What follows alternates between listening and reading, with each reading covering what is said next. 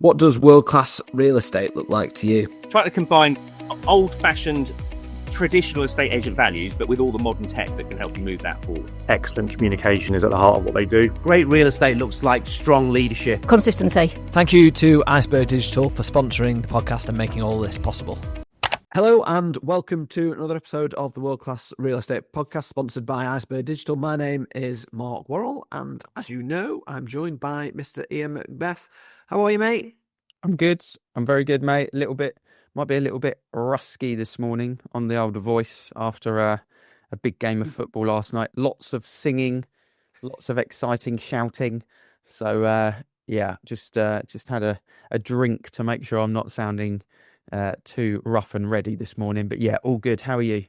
Yeah, I'm very good, thanks. Yeah, we talked about Chelsea Barcelona off air, so we don't need to go over it again. I don't think. No, it's been a good. Everyone knows how good it was. So that's fine. Been a good couple of days for both of our football teams, to be fair.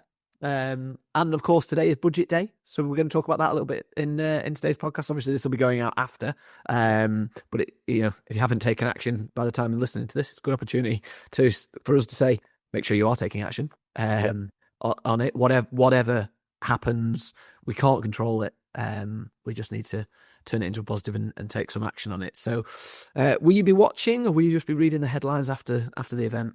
Yeah, we've got a bit of fun actually planned for it. I think we've got maybe 10 of the agents coming into the new building and we're going to almost do like a goggle box bit of content on it. So we're going to put it on live. We're going to mic up and then we're just going to gauge live feedback from the avocado partners as she kind of drops the bombs and the grenades in the room. It might work. We might put the content out. You might have already seen the content by the time it goes out. Or if it's a bit naughty and everyone's got a bit rude and aggressive, potentially we might just bin the whole lot. So watch this space, I would say. But yeah, we're going to watch it live as a group and kind of get a reflection on it. So quite excited to do the content. And I'm not fazed. I think we've just got to attack whatever opportunity sits within it. And you spoke about kind of a few bits there actually that link quite well to today's guest. And I think I'm always excited for some reason when we've got like proper agency chat going on. Yeah, these are your favourite, aren't they? Yeah, I think it's the fundamental of this podcast. It's like proper estate agency chat. And I think we will talk a lot about that with Ben today from Keystone. I think, but from a high level, we're not going to probably dive too much into, negotiating deals or anything like that. But I think we're going to talk about how to build a really successful independent agent from a place where maybe it was struggling as well. So, how to turn it around ultimately is Ben's story. I know his story. I won't obviously do it on the intro, but we'll ask the key questions to let him share. And I think people will just take so much value from this because it's super, super relevant. And it's not simple, but it's good wins for the listeners. And he's a lovely, lovely guy as well. So yeah, I'm really looking forward to it. What about yourself? Yeah, I wasn't at EAX, but I know that he was on stage talking about his achievements and how he's transformed the business. He's not based too far away from me, so it's quite nice to have a guest on who is probably more northern. Quite a lot of our guests tend to be London based or from down south and different sort of markets. So from my perspective, because the fees are different, because the house values are different. So actually to get somebody on who's got some really actionable or he's actioned improvement in his business significantly over the last couple of years is really exciting. And like you say, talking proper estate agency with people who are on the front line doing it every day is kind of, what we do. That's the exciting part of the podcast. And just, we need one little nugget, and I'm sure that there's going to be plenty within today's episode. So should we get him in? Let's do it. Ben, welcome to the podcast. I'm glad to finally get you on, bud. How are you? I'm brilliant. Yeah. Really nice to virtually meet Mark and obviously see you again here. Yeah, good stuff. I know you're a good listener, a good loyal listener of the show. So should be a really good estate agency episode for the guys. But I'm going to leave Mark with the key question that we always drop at the start of each episode. Yeah, I think you might, as an avid listener, I think you might know what's coming. What does world class real estate look like to you, Ben? Okay, so firstly, I think there's multifacets to it. My main thing is, I've always said it's about people, not property. And I think people are the foundation of everything. And when I say that, I mean that people within your business, as well as obviously the client, it's so important to get the right people around you. And I say it's like the foundation to everything. So we 3 years ago changed our whole team because we realized that the people we had around us, and when I say we, it's myself and Jill, my wife, and we realized that the people around us weren't right to take the business forward. They'd been right for us up to that point, and there's no disrespect to any of those, but we realized they weren't right. And we realized what our core values were. So we brought proper core values into the business, determined by ourselves and what we are, who we are as people. And we put a great team in place. And once you've got the right people around you, I think you can really push then. You can push forward from a leadership point of view. You can start taking a step back and steering the ship rather than being in the day-to-day. And everything changed from that sort of point forward. I think it's about, I know Ian said this before, so I'm going to pinch it off him, but it's definitely about profit as well. And then it's about being the leader, not the follower in your particular area.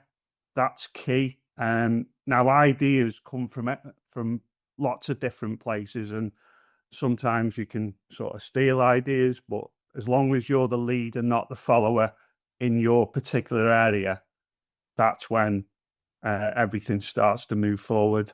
And my dad always said to me, if you're not moving forwards, you're moving backwards. And there's no truer saying than that. Yeah.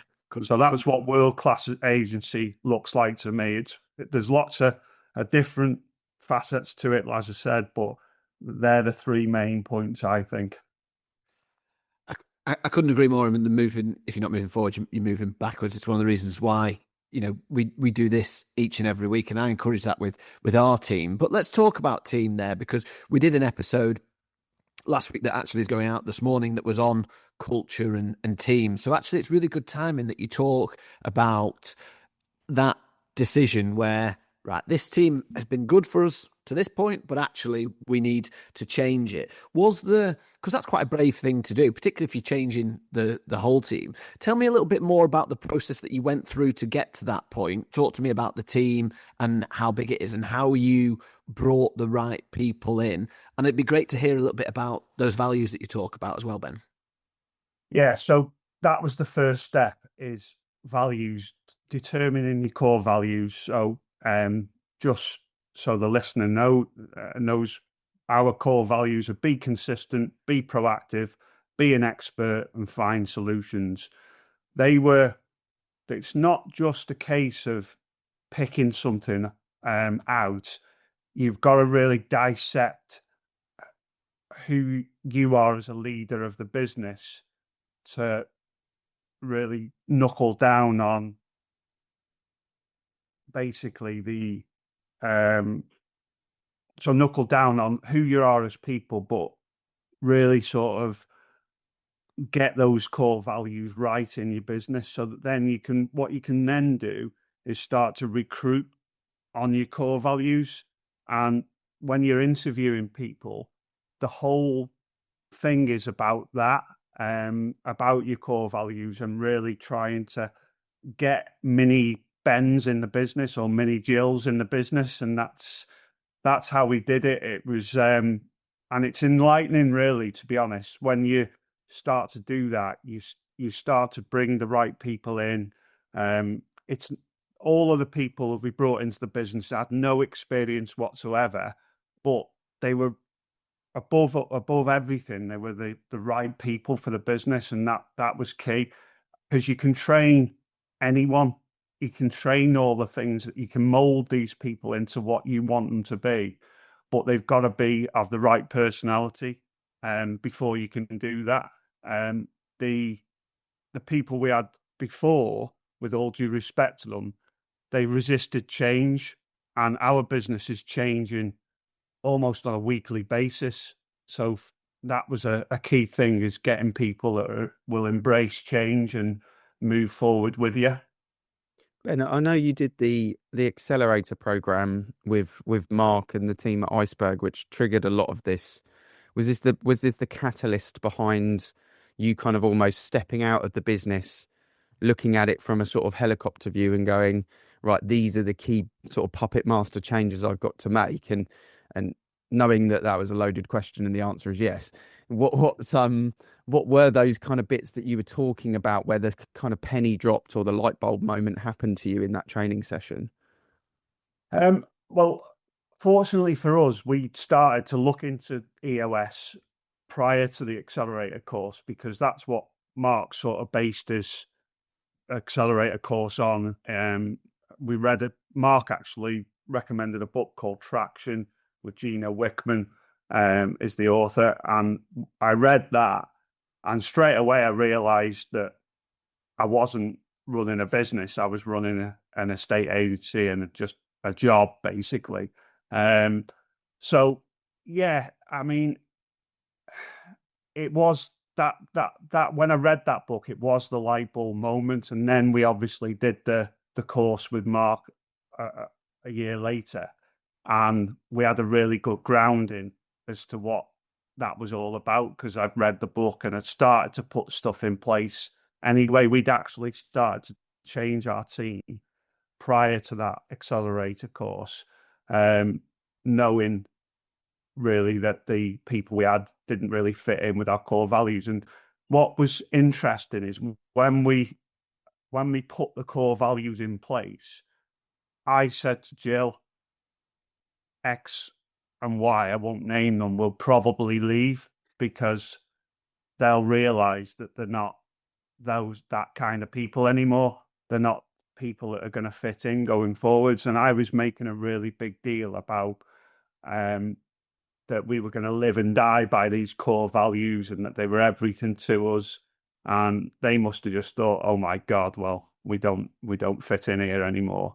And they both left within a month or so. And they were within a day of each other. So they must have obviously been speaking.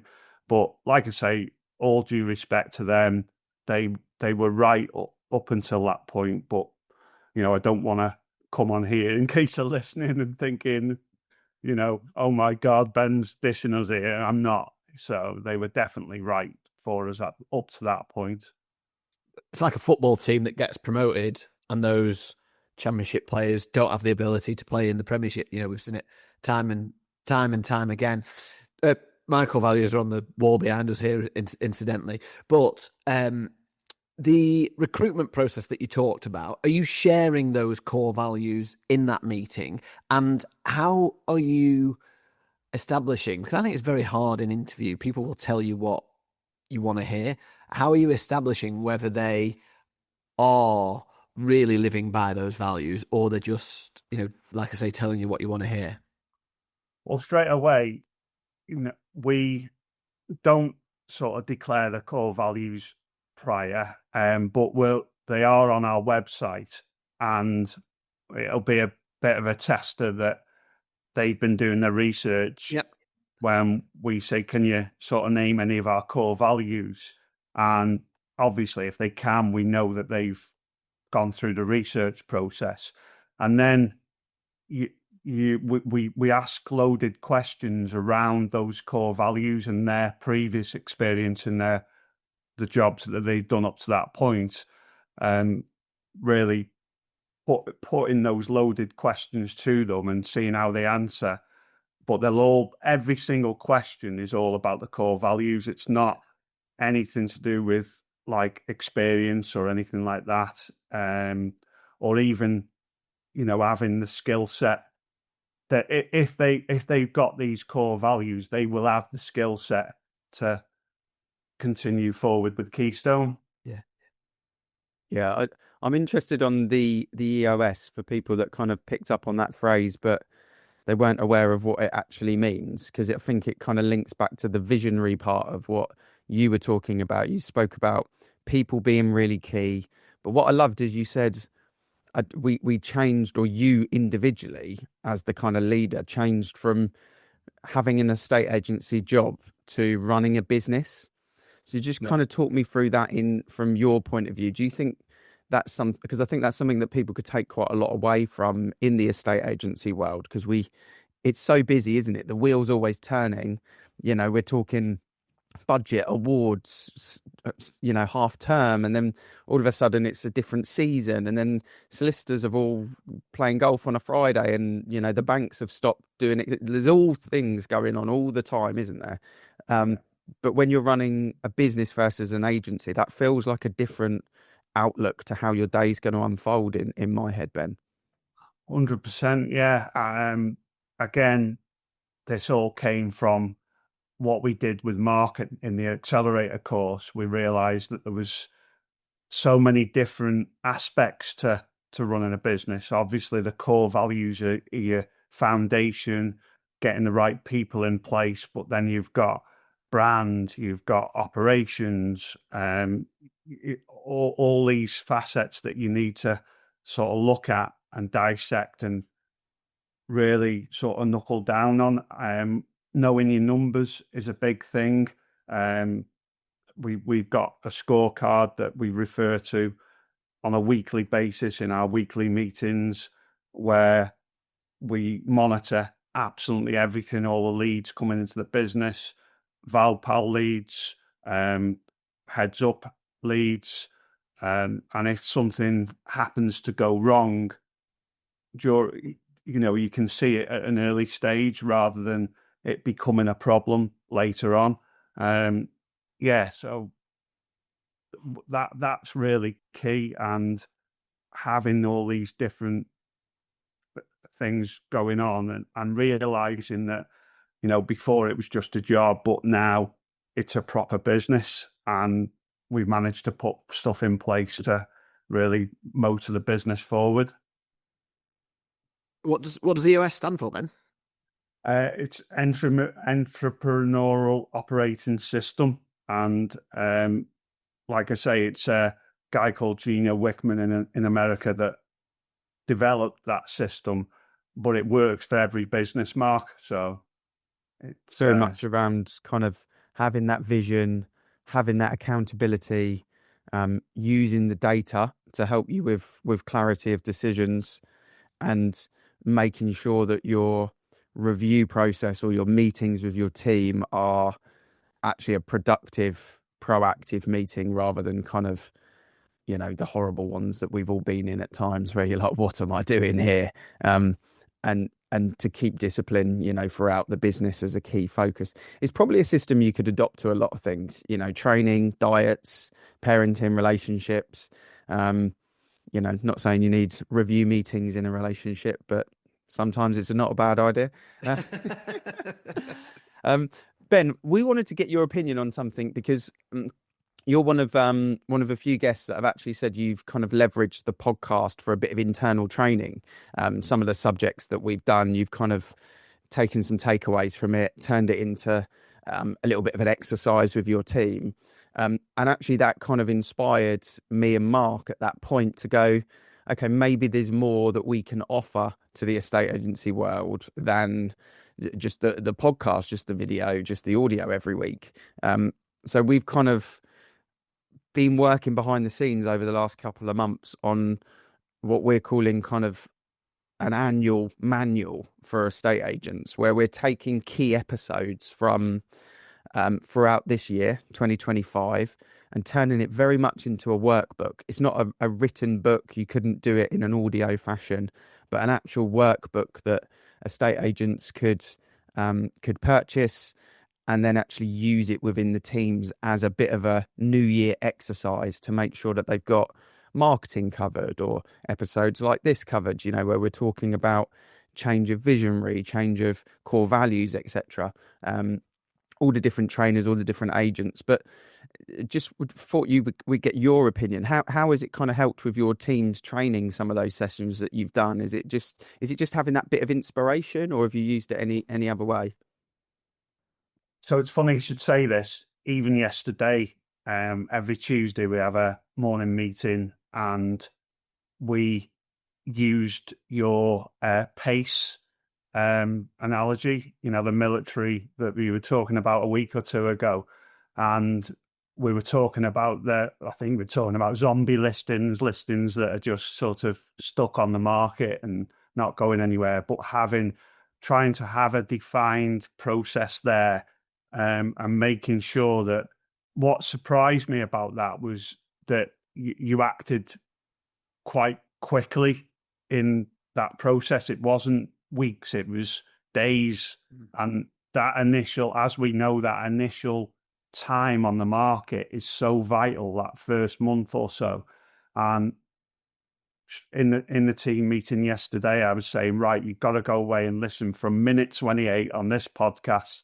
And I put the podcast on our WhatsApp group, and I said, next week I'll be testing you on it and making sure that you listened and you know what PACE is.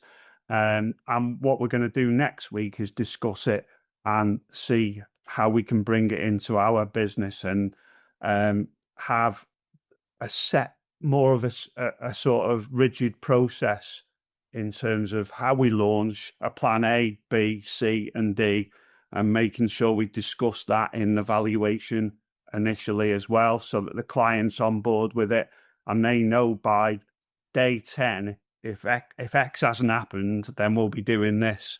And we discussed it initially in the meeting. I said, well, go away, listen to the podcast, and next week we'll have a catch up and go through it.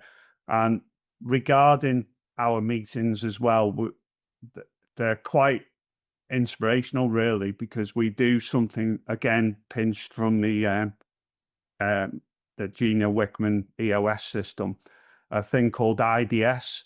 So if we have an issue, we put all of our issues down and we IDS it, which is identify, discuss, and solve.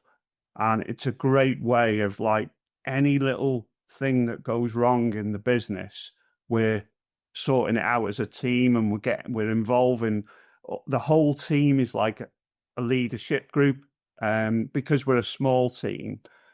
We've got how many now? 4 full-time staff, and then round about 4 or 5 part-time staff. I should know that, but it's around about 10 or 11 altogether. And because it's such a small team, we don't have, like, me and Jill have our leadership meetings, but we're all leaders, and that really, we value every single person's opinion, again, because we were recruited on our core values. They all have an input, and it works incredibly well. Yeah, I love that. I think what you're doing there is you're using, and I'm sure there's other things outside the podcast as well, like you talk about IDS there, but you're bringing education and you're upskilling your team weekly on that Tuesday.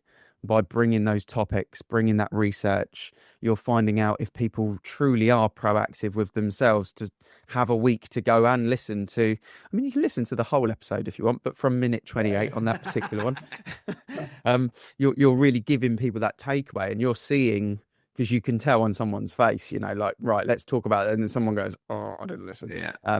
But you're bringing proactivity and skilling people up. And I think that's the key thing that's why I talk about that hamster wheel. It's very easy to just get caught in a estate agency, just doing the same thing with different people and different properties. But the more we can educate ourselves, the quicker we move forward. And as you said at the start, if you are moving forward, you're not moving backwards, right? And that's where we want to be. We're recording this the day of the budget. We will be putting it out a week later. We don't know what's going to be said, you know. Rachel from accounts could do anything to us today, but what we do know is we have to move forward and look at it as opportunities and not issues. And I think as an industry, when we last had that car crash budget, we all panicked, and we were all experiencing such an amazing market for 2.5, 3 years that we all kind of just turned around, faced the wall, and tried to pretend it wasn't happening, rather than going, okay, we're in a new market now. What is this market? What is this market building? And how do we respond to it with the opportunity? And I think our industry is gearing up better to that. But it's great to hear stories like what you're talking about here, because I have no doubt that you guys in your meeting tomorrow will discuss the budget, and you will discuss it proactively with the right vision to see how you can sit the opportunities of it. But a simple SWOT analysis potentially would be a great way for agents to look at it. These are all the threats now. How do we find the opportunities in those threats? So yeah, it's great to hear. We're excited to get this manual out for people as well. How many pages are you up to, Mark? I don't know. I think that it's going to be about 40, 50 pages long. It just all needs setting out. We've just launched the website, so people can go on and register to be the first people to hear about it. And then we're just in the process of basically setting it up and getting it printed. So we're only a couple of weeks away. And I want to thank you as well, Ben, because you were the inspiration behind this. The message that we got from you, that you were using the podcast to train the team, that really give Ian and I a lift, because it means that what we're doing is really useful. So to actually hear that it's a real ongoing thing is, that's great. We really, really appreciate that. And that genuinely has prompted us to put this workbook in place that we think will be really useful for people. Okay. What is your view? Ian mentions there the budget. This will be going out week after.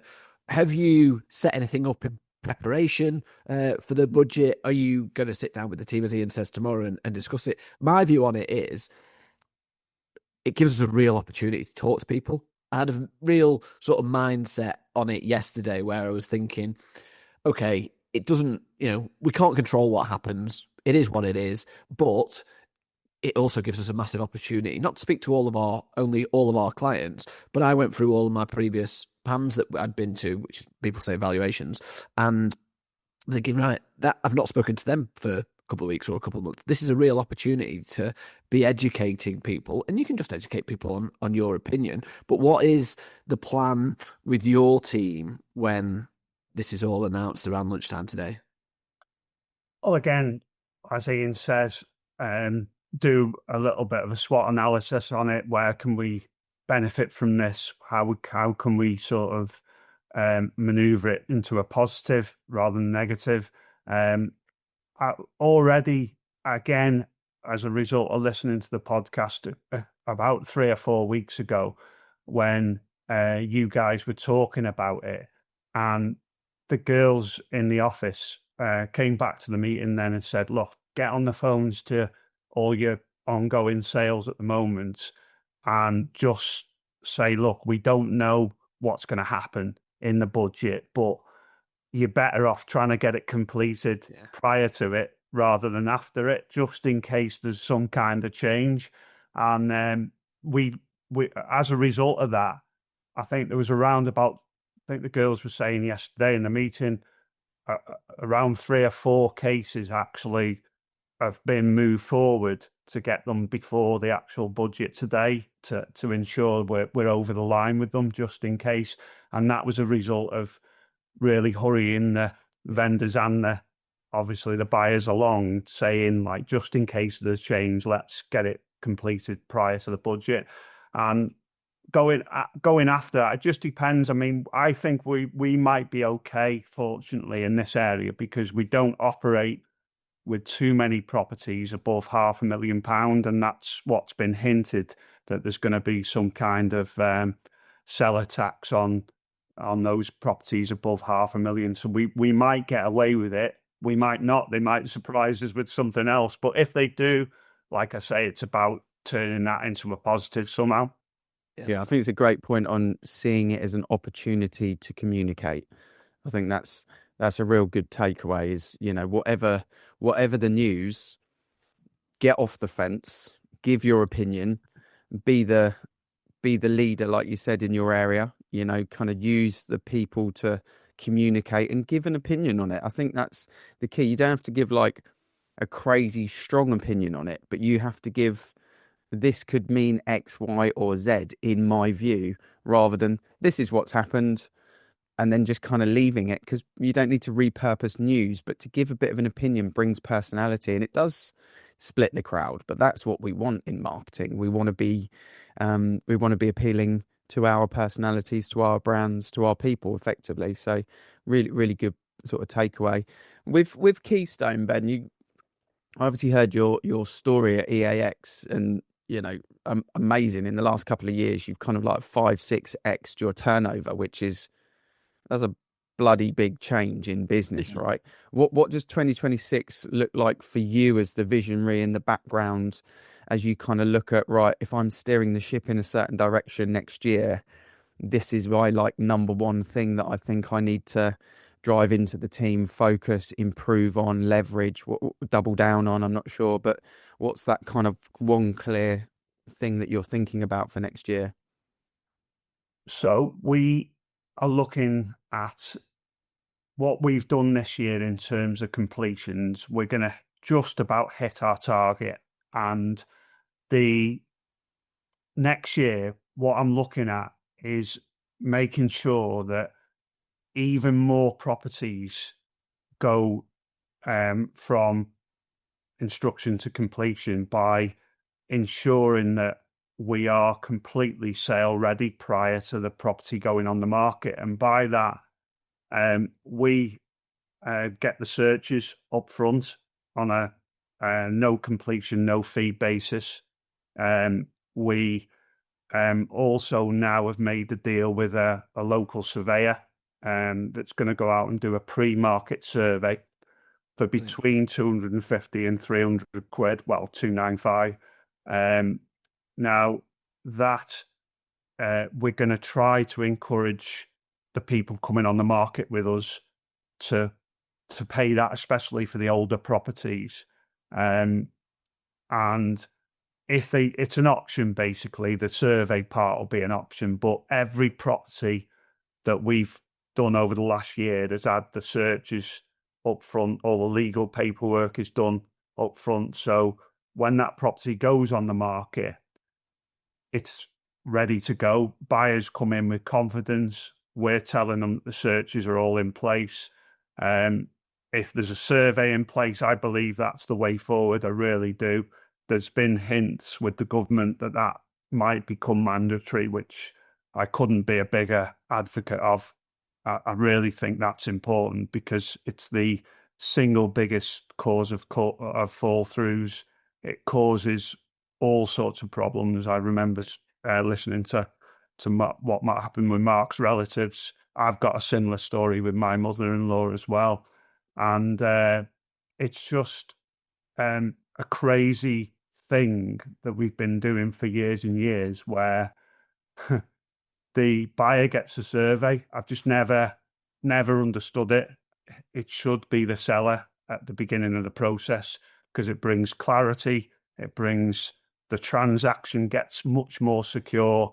So that for us, that's one of the big things that we're going to really try to push it going into 2026, is making sure that the vendor has got a survey when the house goes on the market. And I think that's going to really improve our stats even more, get those transaction times down, and just move the business forward. Yeah, I totally agree. We spoke to Sam, didn't we, earlier in the year, Mark, about the Australian market, and it's effectively their process, pre-market inspection or whatever you want to call it.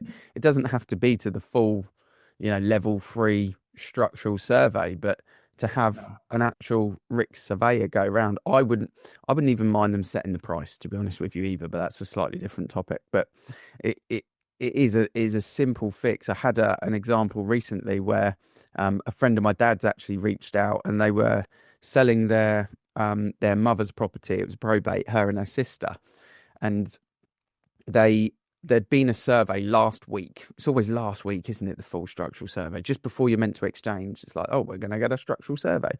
Anyway, they come back and said there was problems with the roof. and they wanted to knock them for 40k. And I think it was on at 525, 530, something like that. It's pretty chunky, 10%, something like that. And I said, that doesn't sound right. What's wrong with the roof? And they're like, well, it doesn't seem like it's that amount. It's like not a full roof changeover. So they got one of their contacts to go over there who was a roofer and look at it.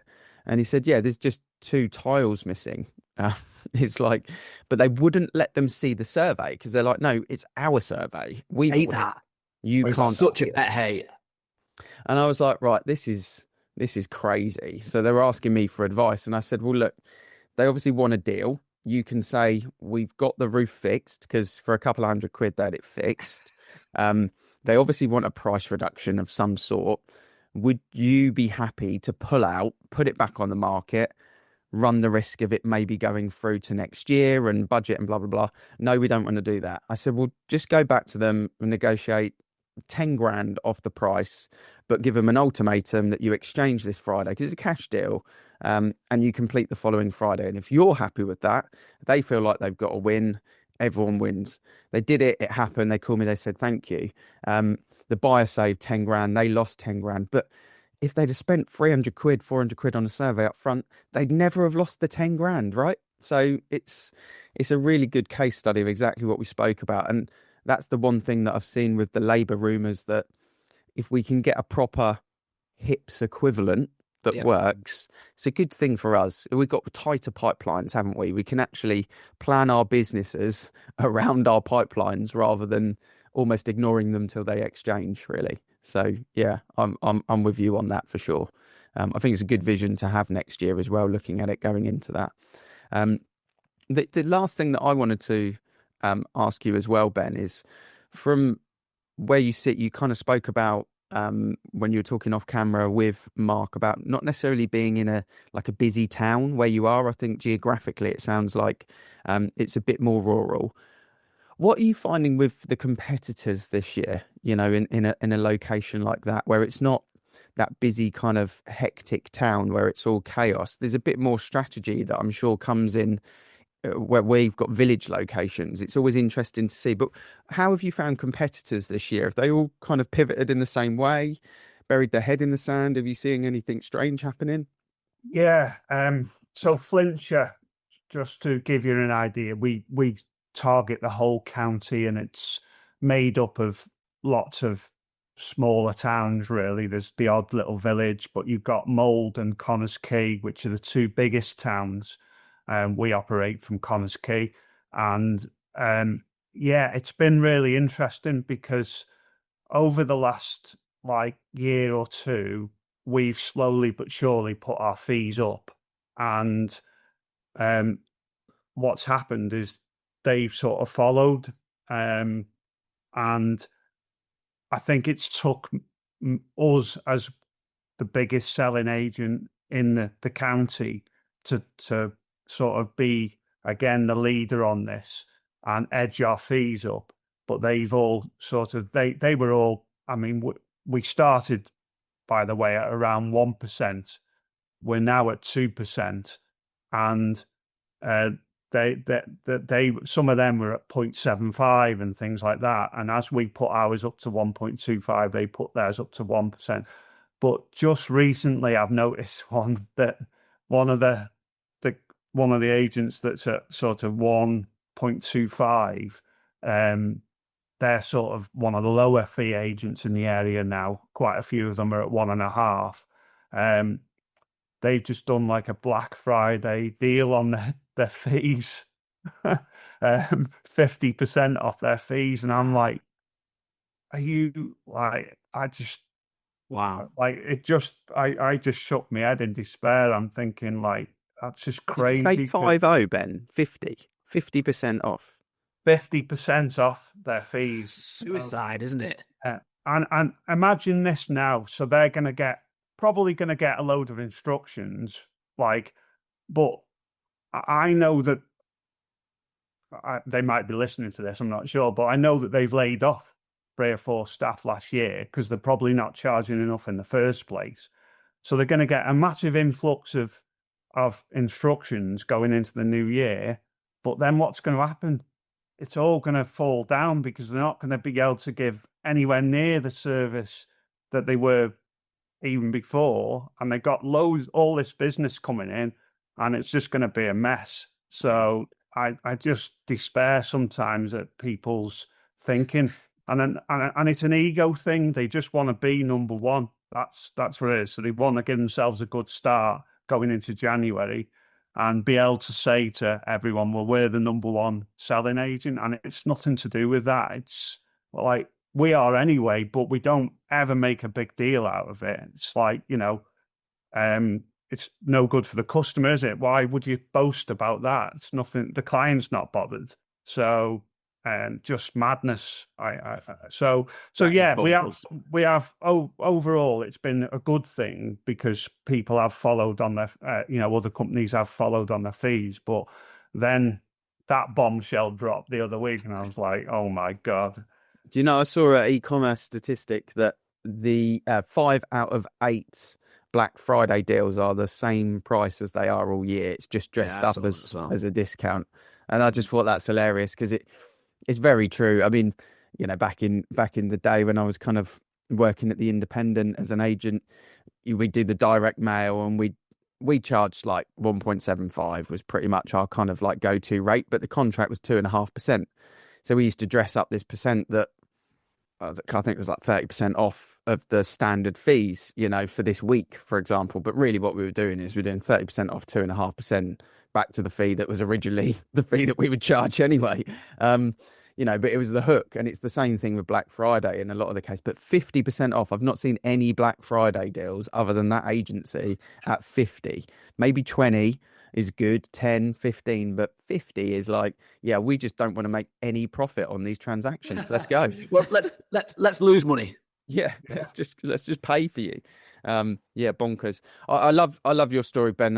It's been great to get you on, and we've wanted to get you on for a while to kind of really talk about what you've inspired us actually to do with the book. And a lot of the proceeds of the book will go to charity. We're going to put an apportionment of that to an industry charity, which we'll release at some point. We kind of want to do it as a project for us. It's not a money-making exercise. I don't think anyone's going to get rich off of it, but it hopefully will help people in the industry to do what you're doing with your team on your, I'm going to call it Teaching Tuesdays, where you kind of really get stuck into, skilling up the team. And I think that's hopefully what this does, and you've been a big inspiration on that. And it's great to see how much your business is evolving now as well. And I love the fact that you've kind of pushed the boundaries on the fees and the agents have followed. That's a good news story, for the area. That's a really good news story. So yeah, appreciate you coming on and sharing your story and being honest with the values and the team changes. And hopefully that's giving people some inspiration out there to make a big decision if they feel they need to, I would say. Fantastic. Yeah. I mean, and the other, just a little plug for a sideline thing that I'm doing at the moment as well, is if anybody is interested, any agents out there are interested in the sale ready searches that I talked about earlier, I have got like a referral arrangement with the company we use. So get in touch with me.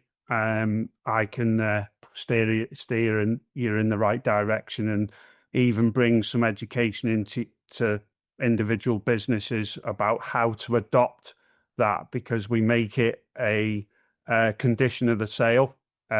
So the buyer must buy those searches from Keystone, and that's how we do it. So anyone that wants a bit more information on that, because it's a big game changer in your valuation appointments when you're talking to vendors about getting those searches in place right at the beginning, and what benefits that can bring to the negotiation. Even, you've got a first time buyer coming in and they're sort of wanting to buy the house, and you're saying to them at the end of the negotiation, well, look, you could be in within 4 or 5 weeks because the searches are all there, but you're going to need to go to 175,000 or whatever it might be. It's a great thing to be saying in those valuations. So anyone interested in that, please PM me and I'll steer you in the right direction.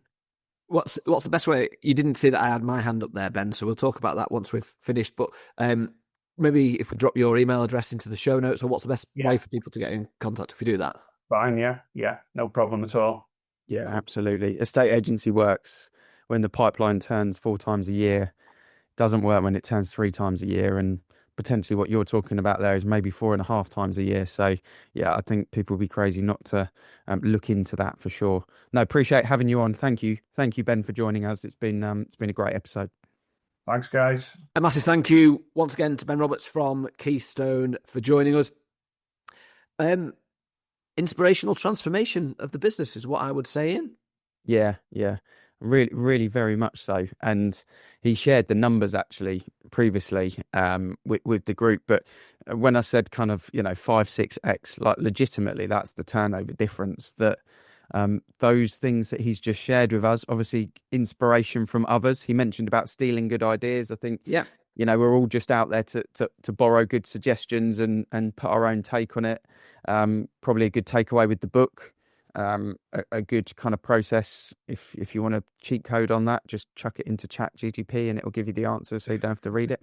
If you want to deep dive, then obviously deep dive on the book. But the vision thing's interesting. Kind of as a leader, the book that I read before we kicked off Avocado was Daniel Priestley's KPI, Key Person of Influence. And it's quite similar in a way from a visionary leadership point of view. And whether you're looking at it as an agent in your marketplace, as a key person of influence, as an agent that helps homeowners, or whether you're looking at it as a KPI in the industry, as a key person of influence in a estate agency, the same rules apply really, that you have to be consistent, you have to be visible, you have to be known, you have to be opinion led, and you have to get off the fence. I think that's a key thing that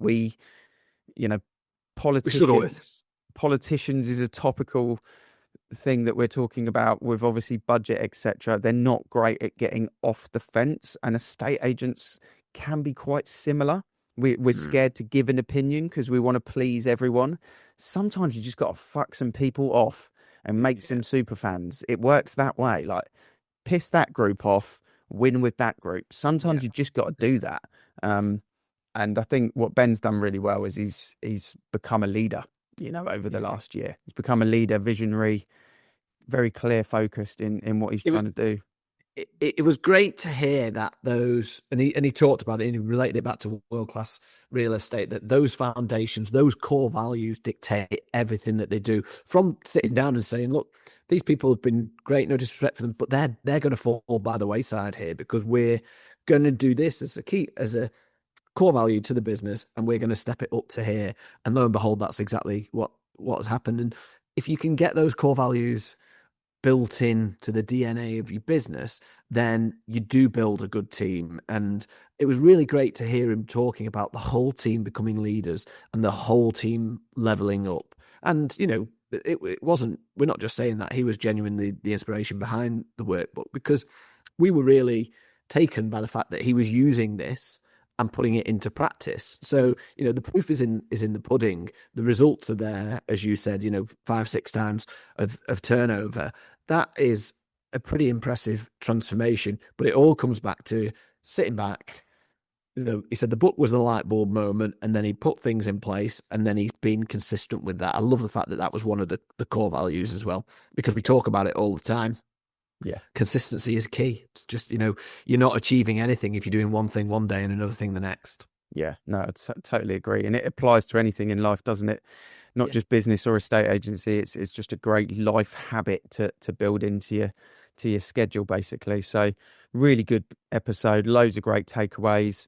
We'll find a way of getting that as a page in the book, I'm sure, as well. The EOS, and I like the IDS that he was talking about as well. Kind of like, right, issue, discuss, solve. Such a simple way to kind of just quick fix certain things. So yeah, really like those as well, that I'm sure we'll find a place for them. So great episode. Enjoyed it. Yeah, absolutely. Yeah, we really appreciate Ben coming on today. And like you say, we've been wanting to get him on for a few months. So it's a really great episode. So massive thank you once again to Ben. As you know, we do this because we love our industry. We want to see it improve and get better. If you have enjoyed today's episode, please share it out on social media, or we will drop Ben's email into the show notes, as we mentioned as well, if you are interested in speaking to him about the searches. I'm Mark Worrell. He's Ian Macbeth. Thank you very much for listening, and we'll see you again next week.